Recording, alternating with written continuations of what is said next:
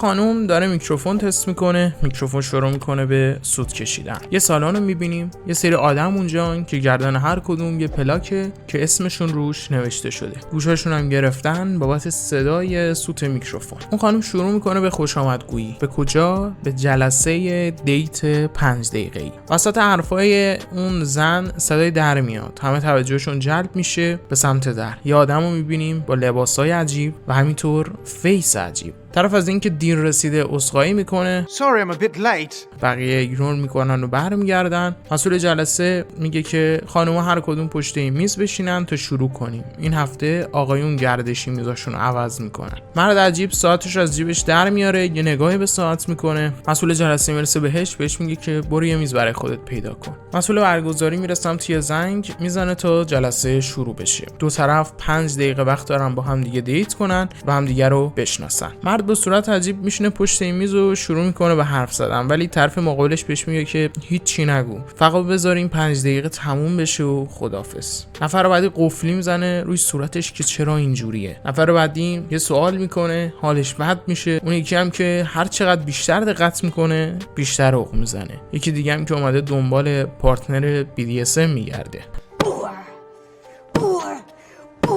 نفر بعدی که اسلش میشینه سر میزش یه جواب معمول رو برای اثر باز کردن میده. ببخشید تایپ من نیستی. کاراکترمون اسمش اسلشه. از کجا فهمیدیم؟ از بین همین گفتگوهایی که بود متوجه شدیم. اسلش بابت اینکه دارن قضاوتش میکنن و از اون بدتر سعی میکنن به خاطر ظاهر عجیبی که داره تحقیرش بکنن ناراحته. سر یه میز دیگه دختر نشسته به اسم سارا که اونم یه زخم عجیب روی صورتش داره. اسلش میره سمت میز سارا، میشینه پشت میز. سارا خودشو معرفی میکنه و اسلش هم همینطور. ازش میپرسه شغلت چیه؟ سارا میگه که من مربی مهد کودکم. همین موقع صورت سارا، همون بخشی که زخم داره و چشم زخمی هست، شروع میکنه به خونریزی و خون میاد. سارا عذرخواهی میکنه و بلند میشه میره سمت دستشویی. اسلش هم منتظرش سر میز میشینه تا سارا برگرده. همین موقع اسلش به میزای اطرافش نگاه میکنه. آدمایی با ظاهرهای عادی که دارن با هم معاشرت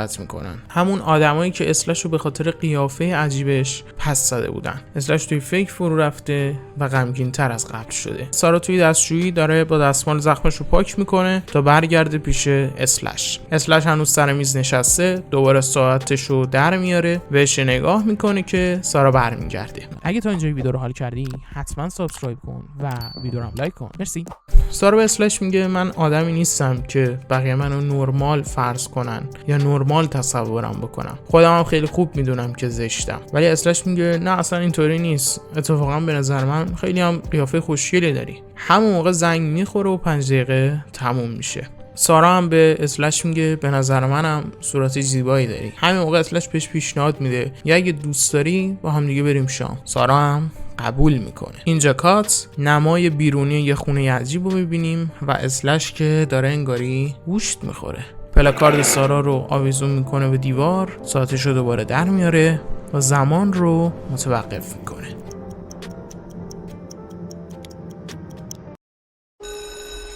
چند وقتیه توی یه محله بچه‌ها به شکل عجیبی گم میشن و کشته میشن. این بار نوبت یه پسر بچه رسیده، اما با یه تفاوت، اینکه ارواح کشته شده ها قرار کمکش کنن برای فرار با یه تلفن سیاه. فیلم توی سال 1978 شهر دنور روایت میشه. زمین بیسبال، بچه‌ها دارن بازی میکنن. توی تماشاچی‌ها یه دختر نشسته به نام گوینی، اومده تشویق داداشش فینی 2 تا ضربه رو میزنه و توپو رد میکنه. مونده پرتاب آخر تا برنده بشن. بازیکن حریف اسمش بروسه. بعد جلوی این توپو بگیره وگرنه باخت داده. فینی توپو میندازه و بروس هم ضربه رو میگیره. بعد بازی بروس به فینی میگه کارت درسته، ضرب دست قوی داری. خیال جان دفعه بعدی تو میبری. چند روز بعد بروس داره با دوچرخه توی محله میگرده که ون سیاه بهش نزدیک میشه. اینجا کات گوینی و فینی میرن مدرسه که آگهی گم شدن بروس رو میبینن. این سومین بچه‌ایه که تو این چند وقت گم شده. تو حیاط مدرسه موس قلدر مدرسه داره کل میندازه با رابین. دعوا بالا میگیره و رابین برخلاف هیکل کوچیکش دهن موس رو سرویس میکنه. هم از کتک خوردن قلدر مدرسه کیف میکنه. ولی فینی میگه حقش نبود موس اینجوری کتک بخوره. گوینی میگه ببخشید چرا؟ دقیقاً خود همین بود یه ماه پیش درصد دماغاتو شیکونده. هر چقدرم که کتک بخوره حقشه. دم رابین گرم هستن. توی دستشویی مدرسه سه تا از قلدرا فینی رو دوره کردن و میخوان اذیتش کنن. ولی رابین میاد و اونا ماستاشون رو کیسه میکنن. رابین میگه فینی رفیقمه. اگه اتفاقی براش بیفته کارتون تمومه. شما قلدرتر از اون موس احمق که نیستید ها. رابین به فینی میگه بس یاد بگیر از خودت دفاع کنی پسر جون. اینجوری نمیشه. راستی میشه بعد از ظهر بیای با هم ریاضی تمرین کنیم. فینی هم از اونجایی که با رابین رفیقه قبول میکنه. و اینو احضار کردن دفتر مدرسه. دو تا کارگاه پلیس اومدن تا چند تا سوال ازش بپرسن. دلیلش هم اینه که گوینی به خواهر بروس گفته داداشش رو توی خواب دیده با چند تا بادکنک مشکی. کارگاه میگه توی محل گم شدن بچه‌ها ما چند تای بادکنک مشکی پیدا کردیم اما کسی از این قضیه با خبر نبوده. فقط به ما بگو داستان بادکنکا رو از کی شنیدی؟ روک و رو راست بدون دروغ. گوینی میگه من بعضی اوقات یه سری خوابایی میبینم که واقعی میشه. بروس و بادکنکام توی خوابم بودن. کسی برام چیزی تعریف نکرده. اینکه شما نمیخواید باورش کنید به خودتون مربوطه ولی چیزی جز این نیست. فردا صبح فینی وقتی از خواب بیدار میشه که صدای گریه‌های خواهرش رو میشنوه. پدرشون داره با کمربند گوینیو میزنه. به خاطر اینکه مامورای پلیس رفتن محل کارش رو سوال پیچش کردن. پدر گوینی یه دائم الخمره. گوینی هم شیشه الکل باباشو برمی‌داره و میشونتش واسه تلافی کتکایی که خورده. بابای گوینی عربده میزنه و بهش میگه خوابای تو فقط خوابن بچه جون. اینو بفهم. هیچ ربطی به واقعیت ندارن. مادرت هم همین توهما رو میزد. تو مثل اون نشو. اینو به خودت تکرار کن. خوابای من فقط خوابن نه واقعیت. رابین توی مسیر خونه است که یه ون سیاه رنگو میبینه. شب پدر رابین زنگ میزنه خونه فینی تا خبر گم شدنشو بده. فینی از خواهرش میخواد که اگه میتونه خواب رابین رو ببینه که کجاست تا قبل از اینکه بلایی سرش بیاد بتونن پیداش کنن. الان که رابین نیست فینی دوباره گرفتار قلدرای مدرسه است. فینیو دارن کتکش میزنن که خواهرش میاد کمکش. با یه سنگ میزنه سر یکی از پسرا رو میشونه ولی گوینی هم کتک میخوره به خاطر داداشش. سر کلاس زیست شناسی معلم میگه تیمای دوتایی بشید برای پروژه عملی. دونا کراش رو فینی میاد جلو میگه اگه بخوایم میتونیم با هم تیم بشیم. فینی هم دست و پاشو گم میکنه و قبول میکنه. دونا میگه صبح دیدم باهات چی کار کردن. نگرانش نباشی اینا فقط یه مش عوضیان. راستی خوش به حالت که اینقدر با خواهرت نزدیکی، اینقدر با هم دیگه صمیمید. خیلی باحاله. بعد مدرسه گوینی میگه فردا که تعطیلیه واسه همین من امشب میرم خونه دوستم میمونم. فقط مواظب بابا باش. خداحافظ. فینی داره تنها برمیگرده که برمیخوره به یه مرد کنار یه ون مشکی. طرف خریداش میرزه کف زمین. فینی میره جلو میگه میخوای کمکت کنم؟ اون میگه آره حتما مرسی. راستی من شعبده بازم بیا اینجا یه نگاه بنداز. طرف در ونو باز میکنه یه مش بادکنک سیاهو در میاره. فینی حمله میکنه به طرف تا خودش رو نجات بده ولی بچه دوز با یه گاز فینیو بیهوش میکنه و میندازه توی ون. وقتی فینی به هوش میاد میبینه توی انباره. بچه دوز هم نشسته رو بروش. میگه نگاه چیکار کردی با دستم؟ جاش همین الان گردنتو بشکنم. ولی عیب نداره فعلا با هم بی‌حسابیم. وسط حرفاش صدای تلفن از طبقه بالا میاد. بچه دوز میگه زود برمیگردم. وقتی که میره بیرون فینی یه نگاهی تو اتاق میندازه و یه تلفن سیاه رنگو میبینه که به دیوار وصل شده. اون طرف گوینی نشسته خونه دوستش که متوجه میشه فینی گم شده و خبری ازش نیست. گوینی از ترس و ناراحتی با استرس زیاد شروع میکنه دویدن سمت خونهشون. پلیس هم اومده واسه گزارش گم شدن فینی. فردا صبح بچه دوز اومده توی زیرزمین. میگه این تلفن به جای وصل نیست. بی خودی امید نبند بهش. خرابه. خیالت هم جمع. کاری باهات ندارم. قرار نیست اذیتت کنن. فقط الان یه خورده اوضاع به هم ریخته است. فینی میگه پلیس رد تو زده درسته؟ ببین منو ولم کن. چشامو ببند. یه جا ولم کن اصلا ندیدمت. اینجوری از دردسرم خلاص میشی ها. بچه دوزم میگه نه بابا چه سخاوتمند. فیلم میگه اگه نذاری برم انقدر داد میزنم تا همه با خبر بشن از جام. بچه دوزم میگه هیچ ایرادی نداره. کل زیرزمین خودم عایق صداش کردم. صدات به هیچ جا نمیرسه. دوست داری هم تانش کن. وقتی بچه دوز برمیگرده و میره بالا فینی شروع میکنه داد و بیداد کردن. اما انگار تأثیری نداره. یه پنجره بالای اتاقه که یه دریچه آهنی هم جلوشه اما دست فینی نمیرسه بهش. فینی صدای زنگ تلفن رو میشنوه. برمی‌داره اما کسی حرف نمیزنه. فردا صبح فینی خوابیده. وقتی که بیدار میشه میبینه بچه دوز نشسته و خیره شده بهش. فینی وحشت زده بیدار میشه. میگه چیکارم داری؟ اونم میگه هیچی فقط داشتم نگات میکردم. فینی میگه گرسنمه غذا میخوام. بچه دوزم میگه الان نمیشه ولی برات میارم. وقتی از زیر زمین میره بیرون دوباره تلفن سیاه شروع میکنه زنگ خوردن. تلفن رو برمی‌داره. یه صدای ضعیف شروع میکنه به صدا زدن اسم فینی. فینی از ترس تلفن رو میندازه و عقب میره اما هنوز تلفن داره زنگ میخوره. فینی میگه تو کی هستی؟ اسمت چیه؟ اونم میگه اسممو نمیدونم اما ضرب دست قوی داری فینی. فینی میفهمه که طرفی که پشت تلفنه بروسه. بروس نه اسمش یادش میاد نه اینکه چی بوده و چه اتفاقی براش افتاده. بروس میگه این تلفن واسه همه ما زنگ خورده اما هیچ کدوم نشنیدیمش ولی تو میشنوی فینی. بچه دوزم میشنوه اما باورش نداره. بروس میگه کنار توالت یه کاشه لقه میتونی زیرشو بکنی. من میخواستم این کارو بکنم اما وقت نشد. تو امتحانش کن فینی. فرار کن. از اینجا خیلی زود فرار کن. فینی مشغول کندن زمین میشه. خاکا رو هم میرزه توی توالت تا بچه دزد چک نکنه. گوینی توی خواب داره یه فلش بک میبینه از زندگی بروس. آخر خوابش برادرش رو میبینه که پشت یه در بسته داره زور میزنه که فرار بکنه. گوینی از خواب میپره و نصف شب از خونه میزنه بیرون. میگرده دنبال در همون خونه‌ای که توی خواب دیده، اما بیفایده است. فردا صبح بچه دزد واسه فینی غذا میاره. فینی میگه چی توش ریختی؟ اونم میگه نمک و فلفل. خیالت جمع، سالمه. تو همین الانش اینجا زندانی، دلیلی نداره بخوام بلایی سرت بیارم. بچه دزد غذا رو میذاره و میره بالا، اما در رو نمیبنده. فینی که میبینه در بازه میخواد فرار کنه که یهویی تلفن زنگ میخوره. این بار صدای پشت تلفن جدیده. بهش میگه باز بودن در طلس، این کارو نکن فینی. اون دوست داره باهات بازی کنه. فینی میگه تو کی هستی؟ اونم میگه اسممو نمیدونم، ولی یادم روزنامه فروش بودم. پسر روزنامه فروش اسمش بیلیه. روح بیلی با جای زخمایی که باعث مرگش شده تمام تایم کنار فینی ظاهر میشه. روزنامه فروش میگه طرف بالا نشسته با یک کمربند منتظرت. اون دوست داره با قربانیاش بازی کنه. زیر در من یک کابل قایم کردم فینی. میخواستم باهاش از دریچه فرار کنم، اما افتادم توی تله بچه دزد. تو برو کابل بردار و باهاش فرار کن. فینی درو باز میکنه و میره توی راه پله. همونجا متوجه میشه که بچه دزد منتظرشه. واسه همین برمیگرده پایین. فینی تشک میذاره کنار دیوار و از توش کابل رد میکنه. فینی کابل میبنده به دریچه، ولی وقتی میخواد ازش بره بالا، دریچه میشکنه و میفته پایین. دیگه راهی واسه بالا رفتن نداره. یه خواب دیگه، یه فلش بک، این بار دوباره از زندگی پسر روزنامه فروش. گوینی میره پیش باباش و میگه من نمیتونم جلوشو بگیرم. خوابای من ربط داره، هم به فینی هم به گم شدنش. پدر گوینی میگه ببین دختر، مادر تو یه آدم خاص بود. اونم مثل تو در مورد رویاهاش حرف میزد. فکر میکرد همش واقعیه. انقدر به خواباش بها داد که همون رویاها ازش خواستن خودشو بکشه. من نمیخوام تو رو هم از دست بدم مثل مادرت. من مادرتو دوست داشتم گوینی. تو هم همینطور. گوینی میگه ولی من مطمئنم رویاهام کمک میکنه که فینیو برگردونیم خونه. واسه همین پدر گوینی ماشینو برمی‌داره تا با دخترش دنبال همون خونه بگردن، اما بازم بیفایده است. پلیس داره میگرده تو منطقه دنبال یه نشونه. میرن در خونه یه مردی به اسم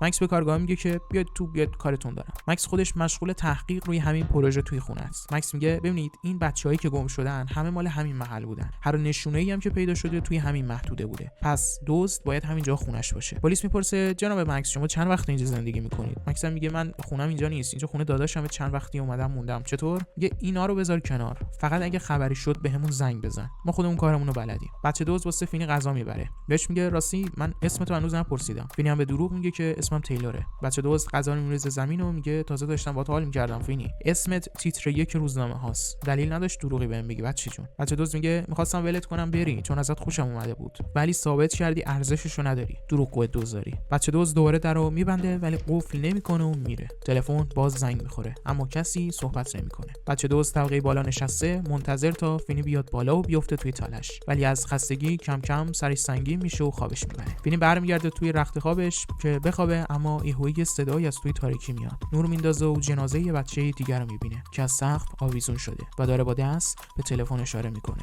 صدای همون بچه است. اسمش گریفینه. گریفین میگه بچه دزد نمیکشتت تا وقتی توی بازیش نیافتی. طرف دنبال اینه که خودش رو سرگرم کنه. الان 3 روزه که نخوابیده چون تو نمیافتی توی تلش. همینم داره اذیتش میکنه. الانم طبقه بالا خوابش برده. میتونی فرار کنی. فقط در ورودی با قفل دوچرخه من بسته شده. فینی میگه رمز قفل چیه؟ چطوری باید بازش کنم؟ گریفین میگه عددا رو یادم نمیاد، اما روی دیوار سمت راست نوشته بودمش. پیداش کن. فینی عددا رو پیدا میکنه. 2 3 3 1 7. اما ترکیب عددا رو نمیدونه. 23 317 یا 233 17. واسه همین باید همه رو امتحان کنه. فینی میره بالا و مشغول امتحان کردن ترکیب عددها میشه واسه باز کردن قفل. به محض اینکه قفل باز میشه، سگ بچه دزد سامسون شروع میکنه به پارس کردن. فینی فرار میکنه و بچه دزد هم میفته دنبالش. سر و صدا همسایه‌ها رو بیدار میکنه، ولی بچه دزد فینی رو خف میکنه و یه چاقو میذاره زیر گردنش. میگه اگه یه کلمه حرف بزنی با دل و روده خودت خفت میکنم. پس ساکت. تلفن دوباره زنگ میخوره. صدا رو فینی میشناسه. گردن کلفت منطقه‌شون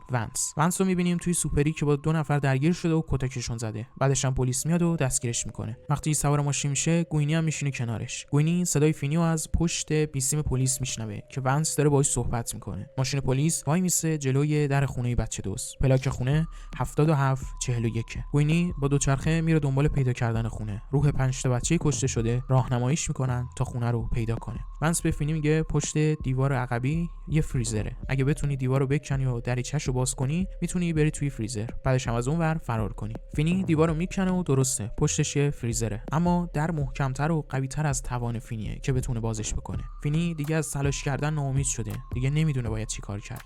تلفن دوباره زنگ میخوره. این بار دوست فینی رابینه. رابین میگه یادته گفتم بالاخره باید خودت از خودت محافظت کنی؟ الان دیگه وقتشه. ما دیگه نمیتونیم کاری کنیم. این آخرین تماس فینی. سلاح تو همین تلفن توی دستته. با خاکبارش کن تا سنگین بشه. بعدش هم دهن بچه دزدو باهاش سرویس کن. کوینی برگشته خونه تا آدرس خونه بچه دزدو به پلیس اطلاع بده. مکس یادتونه که داشت دنبال بچه دزد میگشت، به نقشش نگاه میکنه و دقیق میشه. میفهمه انگار خونه مشکوک همون جایی که داره توش زندگی میکنه. مکس میره زیر زمین و فینیو پیدا میکنه. مکس میفهمه که بچه دزد برادر خودشه. میخواد به فینی کمک کنه که بچه دزد با تبر برادر خودش رو میکشه. بچه دزد دیگه حوصله بازی نداره و حوصله‌اش سر رفته. میخواد فینیو بکشه. فینی با کابل بچه دزد رو میندازه تو چاله‌ای که کنده بود و پاش میشکنه. بعدش هم با تلفن میزنه توی سک و صورتش. با همون سیم تلفن هم بچه دزد رو خفه میکنه. الان یه مشکلی هست. اونم سگ بچه دزد سامسونه. فینی از تو فریزری که بهش راه زده بود یه تیکه گوش میندازه جلوی سگ و میره طبقه بالا. پلیسا خونه‌ای که گوینی گفته بود و میگردن. جنازه خاک شده 5 تا بچه رو پیدا میکنن اما فینیو نه، به خاطر اینکه فینی توی خونه روبرویه. هر دو تا خونه مال بچه دزده. توی یکیش قربانی‌ها رو نگه می‌داره، تو دومی دفن میکنه. فینی قفل درو باز میکنه و از خونه میاد بیرون. گوینی از اینکه داداشش رو زنده میبینه خیلی خوشحاله. تو کل مدرسه فینی معروف شده. همه میگن این پسره بود که بچه دزد کش، اونم با یه تلفن سیاه. اولدرا دیگه جرئت ندارن چیزی به فینی بگن. فینی الان بچه معروفه مدرسه‌شونه. 5 سال میگذره از روزی که یه هیولا مثل ویروس کل دنیا رو درگیر خودش کرده. یه هیولا که دیدنش مساوی با من، اون نمیکشتت، مجبورت میکنه خودتو بکشی. پس عملاً الان آدما یا کورن یا مرده. حالا وسط این جهنم آخرالزمانی میخوایم همراه بشیم با یه مادر با 2 تا بچه که دنبال یه سرپناه امنن و از دست این هیولا فرار کنن.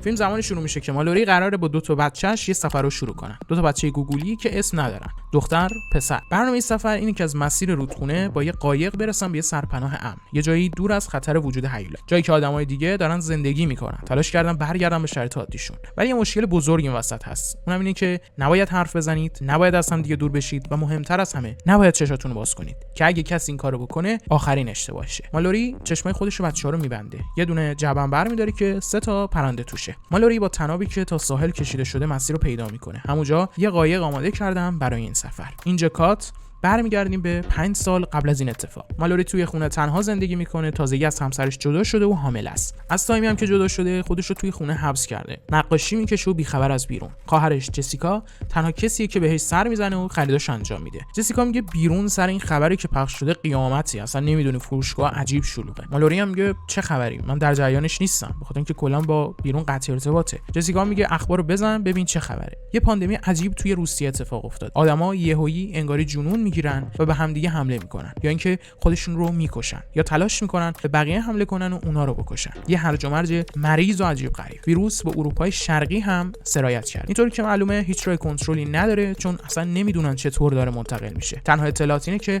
مغز رو آف میکنه و آدما رو تبدیل میکنه به یه سری حیوان وحشی. مالوری میگه که جای نگرانی نداره، روسیه است. روسیه کجا؟ آمریکا کجا؟ بعدش هم با خواهرش جسیکا میره بیمارستان برای ملاقات با دکترش. دکتر خبر داره که مالوری سر این بچه‌دار شدن دو به شکه، چون شرایط روحی مناسبی نداره. برای همین ازش میپرسه که مطمئنی میخوای خودت سرپرستیشو قبول کنی؟ اگه نه هستن کسایی که این مسئولیت قبول کنن. مالوری هم دو به شکه ولی میگه آره میخوام نگهش دارم. بعد از با اینا توی راهروی بیمارستان یه دختره داره کلهشو میکوبه تو شیشه و قصد کشتن خودش. همینجا مالوری دوزاریش میفته، مثل اینکه از روسیه تا آمریکا واسه این مریضیه خیلی راهی نبوده. سری میدوه سمت ماشین خواهرش جسیکا. به محض اینکه جسیکا راه میفته مشخص میشه انگار همه شهر درگیر قضیه شدن. همه مثل دیوونا دارن رفتار میکنن. ماشینا همه دارن مثل سگ میرن، که البته خب این آشناس. یه سریا دارن فرار میکنن، یه سریا با هم درگیرن. دو تا خواهرم هاج و واج دارن این شرایطو نگاه میکنن. جسیکا یهویی چشمش شروع میکنه به متورم شدن. خیره شده به یه چیزی که معلوم نیست چیه. کاملا مسخ شده. مالوری تلاش میکنه یه جوری ماشین رو کنترل بکنه، ولی بعد از یه تصادف ماشین چپ میکنه وسط خیابون. ولی جفت خواهر زنده میمونن، از ماشین میان بیرون. جسیکا بدون توجه به خواهرش شروع میکنه به راه رفتن. میره سمت این ماشین که اونم بهش میزنه و میکشتش. مالوری وسط خیابون نمیدونه چیکار کنه. میدوه دنبال یه سرپناهی چیزی واسه خودش که یهویی وسط خیابون میفته. اون ورتر نزدیک یه خونه یه خانومی میبینه و میره سمت مالوری که کمکش بکنه، به خاطر اینکه حامل است. شوهرش شاکی میشه که برگرده، ولی خانومه میدوه سمت مالوری که کمکش بکنه، که انگاری اونم نگاش قفل میشه روی چیزی، شروع میکنه به صدا کردن مادرش. بعدش هم بی اختیار میره میشینه تو ماشینی که داره تو آتیش میسوزه. یه مرد به اسم تام کمک میکنه به مالوری و با هم میرن توی خونه‌ای که همون پیرمرد دم خونه وایساده. خونه مال گرگه. اون پیرمردم که زنش الان کشته شده اسمش داگلاسه. اون پوفیوز هم که داریم میبینیم توی خونه بعدن قرار بیشتر باهاش آشنا بشیم. همه تو خونه جمع شدن و دارن اخبار میبینن. اینجوری که مشخصه کل دنیا درگیر این قضیه‌ان.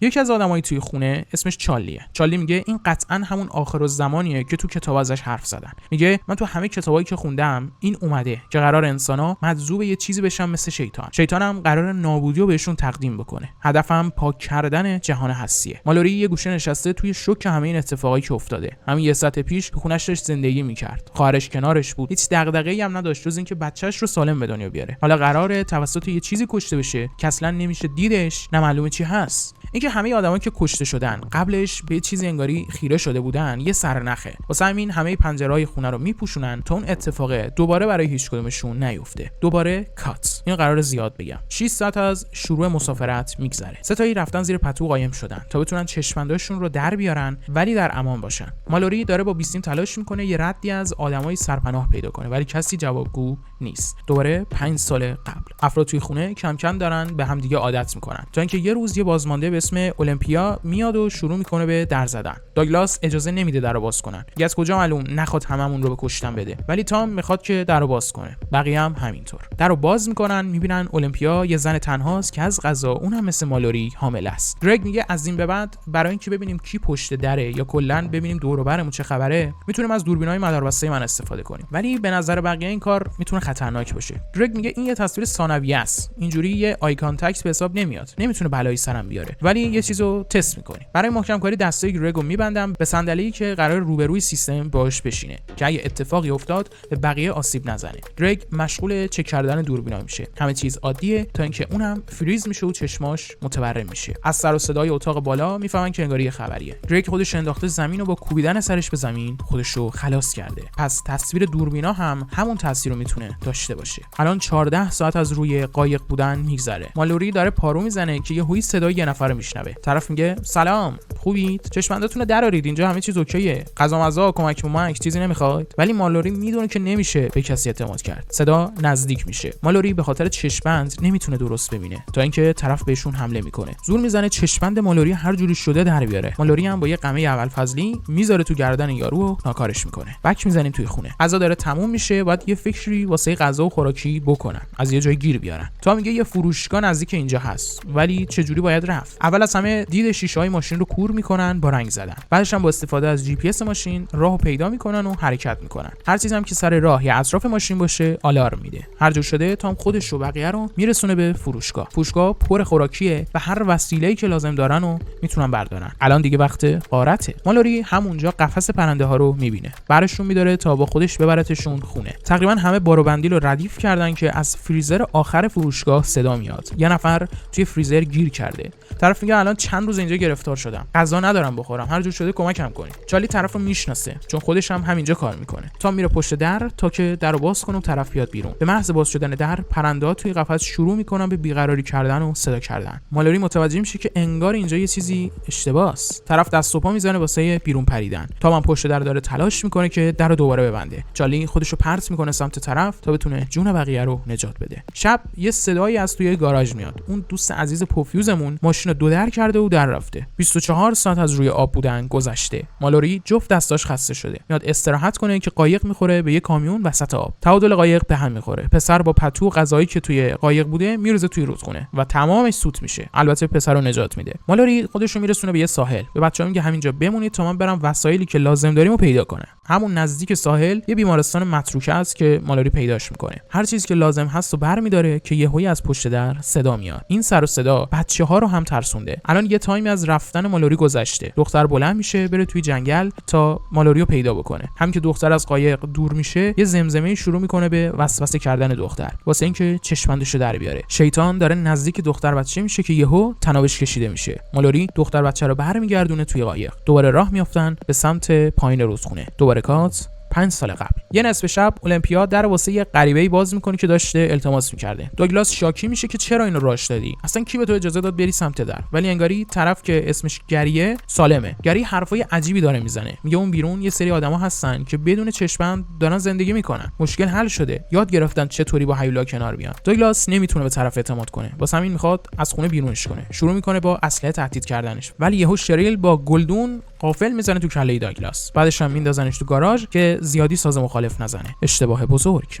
المپیا به مالوری میگه ببخشید، من هم سربارتونم، هم با کارهای اشتباهی که میکنم دارم دردسر درست میکنم. مالوری هم میگه هیچ اشتباهی نکرده، خیالت جمع. المپیا از مالوری میخواد که قول بهش بده که اگه زنده نموند و مرد، بچه‌شو بزرگ کنه و ازش نگهداری کنه. مالوری یه عروسک کیتی از فروشگاه آورده و الانم میده به المپیا، همون عروسکی که الان توی دست دختره. قایق داره نزدیک میشه به تنداب، سرعت آب داره بیشتر میشه و بدون دیدن هدایت کردن این قایق هی داره سخت‌تر میشه. مالوری به بچه‌ها میگه ببینید این سخت‌ترین قسمت سفرمونه. برای اینکه قایق به صخره نخوره، باید یکی اینجا چشمشو باز کنه. اگه من این کارو بکنم، هممون میمیریم. پس یکی از شما بچه‌ها باید این کارو بکنه. جفت بچه‌ها راضی‌ان که این کارو بکنن، ولی انتخاب واسه مالوری آسون نیست، چون احتمال اینکه جونشون از دست بدن وجود داره. مالوری ریسک این کارو نمیکنه و بیخیال میشه. میگه یا قایقو سالم رد میکنیم و زنده میمونیم، یا اینکه همه با هم میمیریم. دوباره کات 5 سال قبل. همزمان هم المپیا هم مالوری وقت زایمانشون رسیده. تام و شریل میرن بالا برای کمک به زایمان بچه‌ها. داگلاس هم همچنان توی گاراژ زندانیه. گری نشسته توی نشیمن خونه، شروع میکنه به چیندن یه سری آرتورک‌های عجیب غریب و ترسناک. یه مجموعه کامل از نقاشی‌های هیولا انگاری. گری یه تسخیر شده است و هدفش هم اینه که مابقی رو قربانی بکنه برای هیولا یا شیطان. انگار هیولا تصمیم گرفته یه سری‌ها رو بعد از مصر شدن بکشه، یه سری‌ها رو هم نگه داره واسه آلوده کردن بقیه، که گری یکی از هموناست. گری اول پرنده‌ها رو میذاره توی یخچال تا صداشون نتونه واسه بقیه هشدار باشه. بعدش هم تمام پرده‌ها رو باز میکنه تا دید به بیرون کامل بشه. طبقه بالا بچه المپیا و مالوری به دنیا اومده. بچه المپیا دختره و مالوری پسر. همین موقع سر و کله گری توی اتاق پیدا میشه. گری میره سراغ پنجره و بازشون میکنه. مالوری چشمشو میبنده، اما المپیا دیر میجنبه و مسخ میشه. المپیا پا میشه و میره سمت پنجره. تنها شانس اینه که قبل از اینکه خودشو پرت کنه پایین، مالوری بچه رو ازش میگیره و بعدش هم خودشو خلاص میکنه. گری شری رو وادار میکنه تا هیولا رو با چشاش ببینه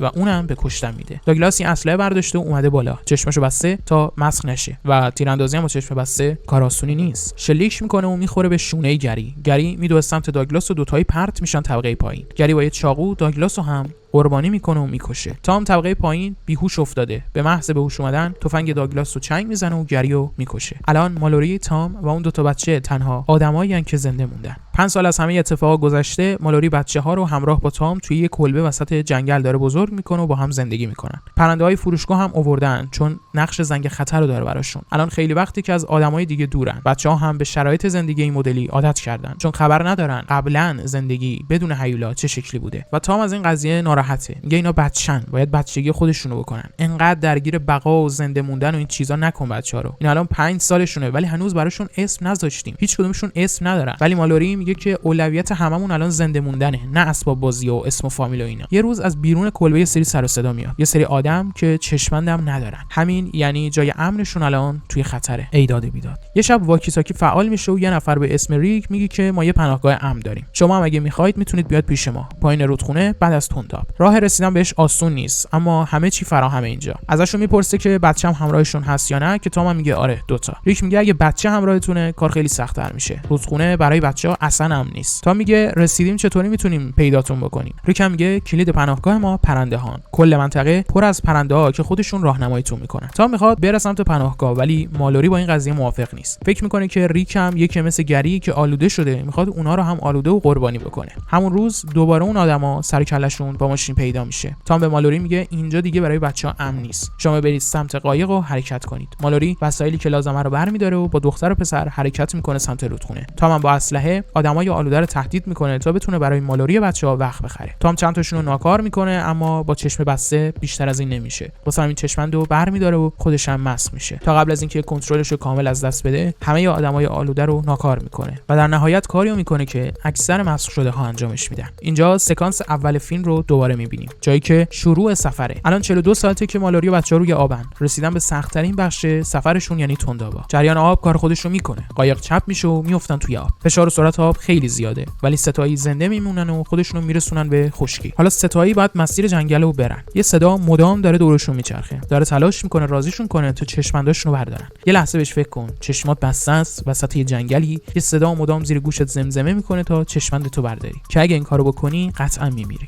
تنها چیزی که مالوری رو داره راهنمایی میکنه صدای پرنده‌ای که داره نزدیکتر میشه. با دنبال کردن همون صدا بالاخره میرسن به همون سرپناه. مالوری در میزنه و میرن توی ساختمون. مسئول سرپناه یه مرد نابینای به نام ریک. سرپناه مدرسه بچه‌های نابیناست. واسه همینه که از 5 سال قبل تا حالا اینجا کسی آسیب ندیده. آدمای دیگه هم پناه آوردن اینجا. یکیشون دکتر لافان، همون دکتر اول فیلمه. میاد جلو از مالوری اسم بچه‌ها رو میپرسه. مالوری اسم دختر رو میذاره اولمپیا، اسم مادرش و اسم پسر رو هم میذاره تام. پرنده‌های توی جعبه رو هم آزاد میکنن تا کنار مابقی باشن، دقیقاً مثل خودشون. دنیا داره نرمال مسیرشو میره که همراه شهاب سنگا یه سری آدم فضایی حمله میکنن به زمین. موجوداتی که تنها چیزی که تحریکشون میکنه صداست. پس فقط باید ساکت بمونی تا زنده بمونی. به ظاهر کار آسونی، اما تو عمل چطور؟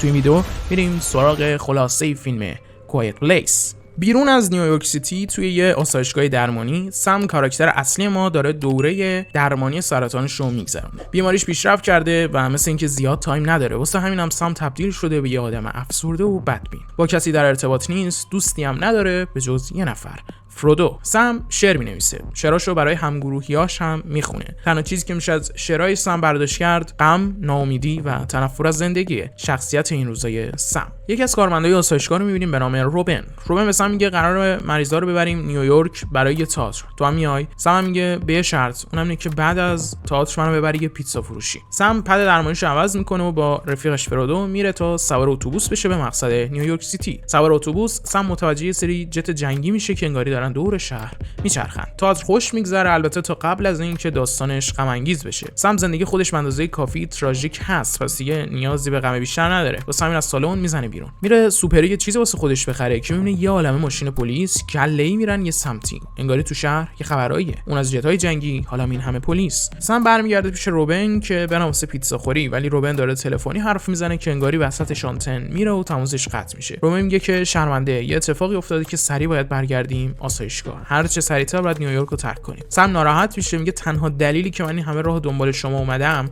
همون پیتزا فروشی بود. یعنی من چیکار به تئاتر عروسکی داشتم؟ ولی خب به هر حال سوار اتوبوس همه دارن از شیشه عقب اتوبوس یه چیزی نگاه میکنن. یه سری سر صدای عجیب داره میاد. سم میره ببینه چه خبره که یه سری شهاب سنگ خراب میشه سر شهر. شهاب سنگا به محض اینکه به زمین میخورن میترکن. یکیشون دقیقاً میخوره بغل اتوبوس. سم موج انفجار گرفتتش، گوشاش داره سوت میکشه، از اتوبوس میاد پایین، همه جا گرد و غبار و دود. هیچ چی نمیشه دید. تنها چیزی که هست صدای انفجارهای بیشتر تو جاهای مختلف شهره. انگار شهاب سنگای بیشتری داره به سطح زمین برخورد میکنه. سم متوجه یه صدای عجیب بغل گوشش میشه، یه چیزی شبیه به خورخور کردن یه خرس. بعدش مردی که نزدیک سمه میفته زمین و روی زمین کشیده میشه. یه سرباز میاد نزدیک سم، بهش میگه که هر چه سریعتر جا پناه بگیره. سم میره سمت سرباز که اونم یهویی سوت میشه. سم میره پشت یه ماشین پیش یه حاج خانم قایم میشه. سم یهویی موجود عجیب غریبو میبینه که داره سمتشون میاد. شهاب سنگا به خودشون یه سری موجود فضایی آوردن. شهر مورد حمله است. یه ماشین آمبولانس سر میرسه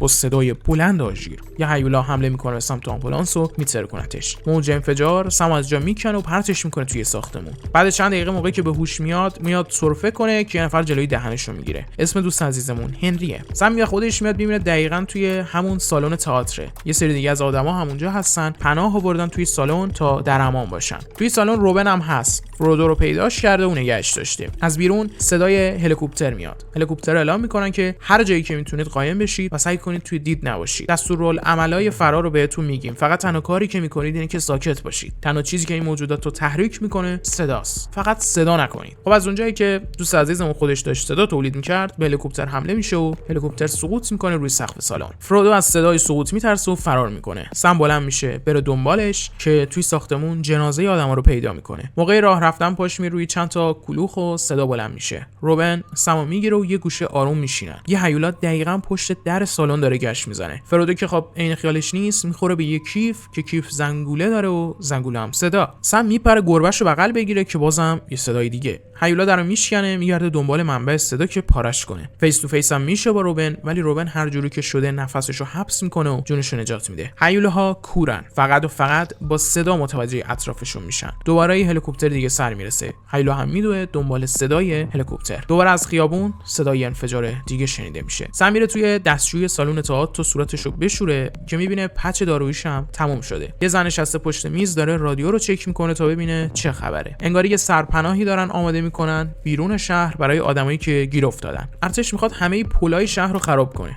دلیلش اینه که هیولاها نتونن از نیویورک خارج بشن و برن و شهرهای دیگر هم درگیر کنن. با یه سری برچسب روی هر کشوری که همین بلا سرش اومده علامت زدن. انگاری کل دنیا درگیر هیولاها شده. از بیرون صدای انفجار میاد پشت سر هم دیگه. این بار خیلی مهیب‌تر از قبله. همه میرن بالا روی پشت بوم، میبینن که بله تک تک پلای نیویورک رو دارن خراب میکنن، تک به تک منفجرشون میکنن. هیولاها مثل اینکه نمیتونن شنا کنن، پس تنها راهی که میتونن از شهر خارج بشن همین پلای که ارتش داره ترتیبشو میده. یکی از کسایی که زنده مونده به محض دیدن صحنه فریک میزنه و شروع میکنه داد زدن و گریه کردن. ما گیر افتادیم، دیگه راهی نیست، ما رو تومه کردن واسه هیولاها. هنری هم میدوه سمت طرف و جلوی دهنشو میگیره تا قبل از اینکه هیولاها صدا رو بشنون و بیان بالای سرشون. سم روبن میگه من میرم بیرون سمت هارلم پیتزا بخورم، خداحافظ شما. روبن هم سعی میکنه جلوشو بگیره، میگه خره الان وقت پیتزا خوردن نیست، اصلا چرا تو قفلی زدی رو پیتزا من نمیفهمم. همین موقع برق ساختمون قطع میشه، ژنراتور خودکار روشن میشه و شروع به کار میکنه. ژنراتور صدای مرگ میده، به معنای واقعی صدای مرگ میده. روبن میدونه تا قطعش کنه. روبن ژنراتور قطع میکنه ولی تا میاد برگرده لباسش گیر میکنه به کنار ای دستگاه و غش پاره میشه و تمام. روبن دعوت تحقق لبیک میگه. سم وحشت کرده ولی دو دستی جلوی دهنشو گرفته که وقت جیغ نزنه. اینجا کات فردا صبح سم و فرودو میرن توی شهر یه دوری بزنن به مقصد همون پیتزا فروشی. تمام شهر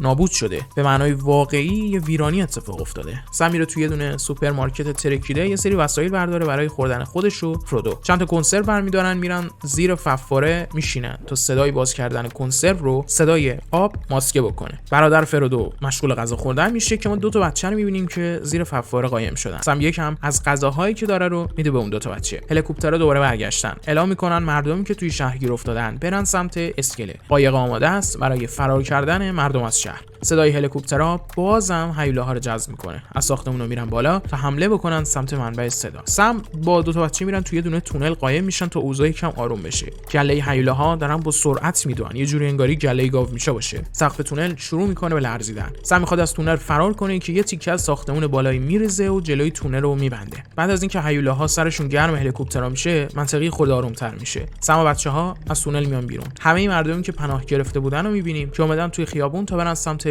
اسکله. سم اون دو تا بچه میگه شما دنبال جمعیت برید. بعدش هم خودش خلاف جهت حرکت میکنه به سمت همون پیتزا فروشی. تعداد آدما خیلی زیاده. هر کاری هم که بکنن راه رفتنشون صدا تولید میکنه و همین صدای قدم زدن فاتحه‌شون رو میخونه. هیولاها حمله میکنن سمت جمعیت، شروع میکنن به تیکه تیکه کردن مردم. هیولاها یه ماشین پرت میکنن وسط جمعیت رو میترکه. سم افتاده روی زمین وسط مردمی که وحشت کردن و نمیدونن دارن چیکار میکنن، فقط بی هدف دارن میدوئن. فرودو هم ترسیده و دوباره پا میذاره به فرار. سم تنها کاری که میتونه بکنه اینه که خودش از زیر دست و پا نجات بده و پناه بگیره. میره زیر یه ماشین قایم میشه. یه مرد میاد پای سمو میگیره و التماسش میکنه اونم بکشه بالا زیر ماشین. تا سم میخواد دستشو بگیره یه هیولا میگیرتش و کارشو تموم میکنه. سم وقتی متوجه میشه بیرون انگاری آرومتر شده، میاد بیرون تا بره دنبال فرودو. اینم یادمون نره که سم درگیر سرطانه و بدنش هی داره ضعیف و ضعیف‌تر میشه. سم دیگه نمیتونه درست نفس بکشه. میره توی یه کوچه تکیه میده به دیوار و میشینه یه جا دور از جمعیت و هیولاها. از اون طرف فرودو واسه خودش مشغوله، دنبال یه موش افتاده تا شکارش کنه. میرسه به یه ایستگاه مترو که زیر آب رفته. وای میسه خورده آب بخوره که اریک از زیر آب میاد بیرون. اریک خودش رو قایم کرده بود اون پایین از دست هیولاها.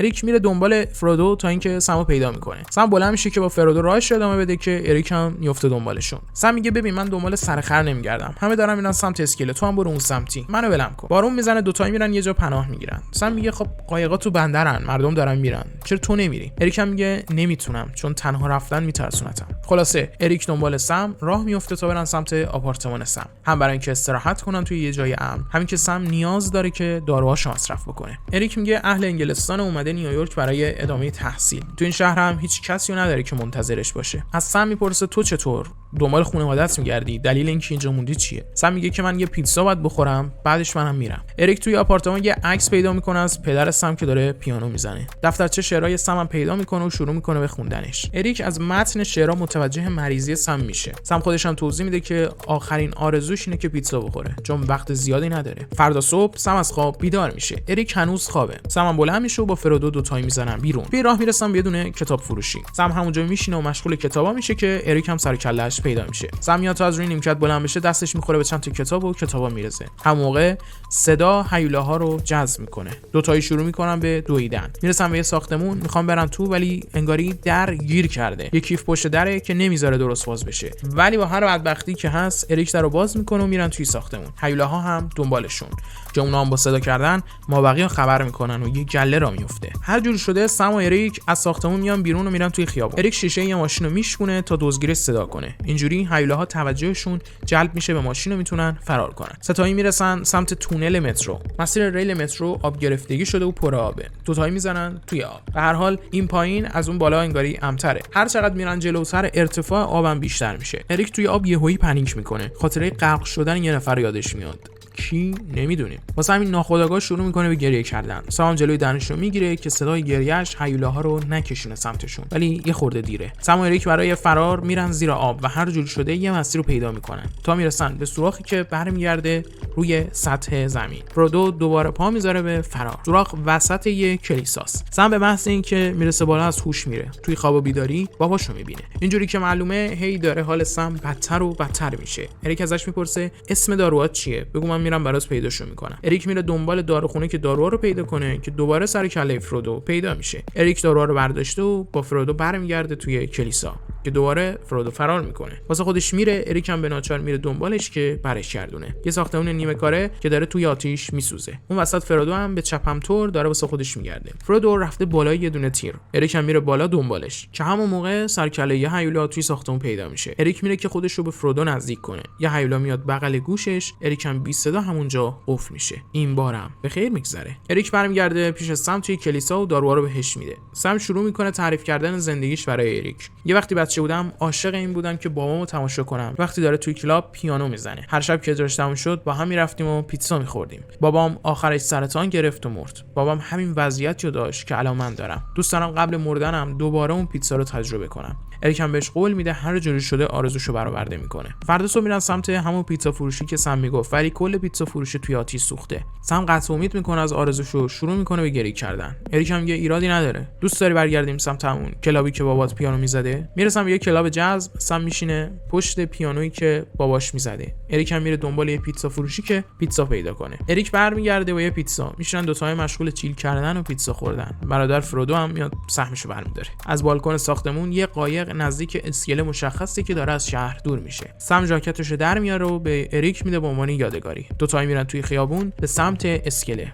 یه جوری که کسی متوجه نشه. کنار اسکله پر از هیولاهایی که نمیتونن برن توی آب. دلیل ترکوندن پولا هم همین بوده. اریک که دوباره آب و دریا رو دیده پنیک میکنه، اما سم آرومش میکنه. بعدش فرودو رو میسپره به اریک و خودش میپره بیرون. سم شروع میکنه به سر و صدا کردن تا توجه هیولاها رو جلب کنه. اینجوری اریک هم فرصت پیدا میکنه واسه رسوندن خودش به اسکله. هنری توی قایق اریک رو میبینه، واسه همین میگه که قایق رو نگه داریم تا اریک بتونه خودش رو برسونه. اریک میدوه ولی هیولاها هم دنبالش. راهکار سم انگاری خیلی فایده نداشته. اریک میپره توی آب و از دست هیولاها فرار میکنه. خودش رو میرسونه به قایق و توی جیب ژاکت سم یه یادداشت پیدا میکنه. توی برگه از اریک خواسته که از فرودو مراقبت کنه و بابت همه چیز توی این چند روز ازش تشکر کرده. آخرین سکانس فیلم سم وسط خیابون وایساده با آیپدش موزیک گوش میکنه. سیم هدفونشو در میاره تا هیولاها متوجهش بشن و تمام.